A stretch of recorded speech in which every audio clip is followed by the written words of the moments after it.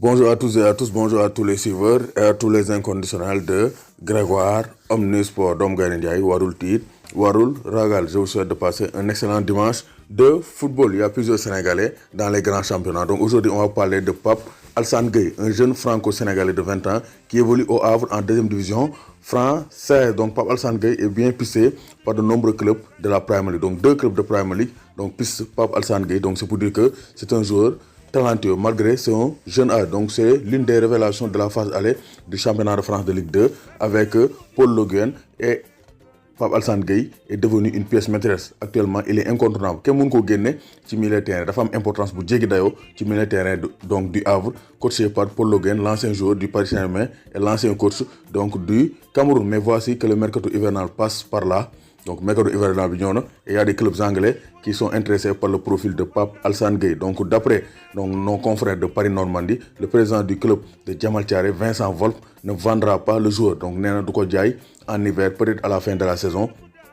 Dina am éventualité jaay ko mais actuellement mënul jaay Pape Alassane Gueye. Donc Pape Alassane Gueye ma présenté leen ko tuuti. Donc c'est un jeune joueur, il est né le 24 janvier 1999 à Montreuil, donc en France. Donc c'est un franco-sénégalais de 20 ans, 65 kg, 1m87, un très bon milieu de terrain, très technique et très agressif donc sur le poteau du ballon. Donc il joue au Havre depuis la saison 2016-2017. Donc équipe réserve bi, donc équipe première mu joué fa benn match. Après donc 2017-2018 équipe réserve mu joué 18 matchs, 1 but. Équipe première mu joué benn match 2018-2019 donc ci la commencé jouer donc en équipe première donc mu joué fa 14 matchs 0 but et cette saison il s'est imposé en 2019-2020. Il a joué 19 matchs de Ligue 2 donc et un match donc de Coupe de France et un match de et un match amical. Ça fait 21 matchs cette saison, 2 passes décisives pour le jeune joueur de 20 ans. Donc il va bientôt fêter ses 21 ans le 24 janvier. Donc c'est pour dire que vraiment le Sénégal war nañoo jéem a xool le dossier Pape Alassane Gueye parce que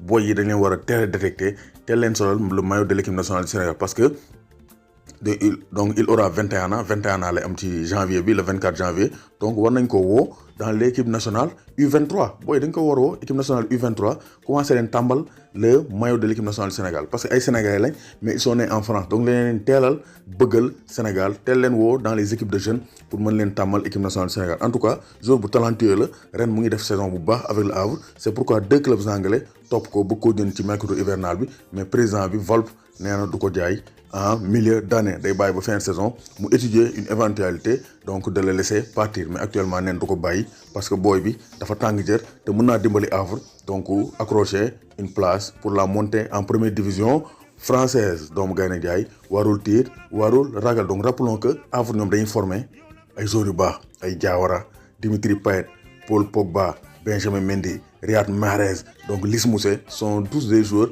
qui ont été formés au Havre. Donc c'est une excellente centre de formation fële ca France. Donc excellent centre de formation là. Donc le Havre donc et Pape Alassane Gueye peut suivre les pas de Dimitri Payet, Paul Pogba, Lys Mousset ou même Riyad Mahrez. doomu Gaynde Njaay warul tiit warul ragal. Nos autorités dem leen coytu le dossier Pape Alassane Gueye qui est un excellent joueur qui évolue au Havre.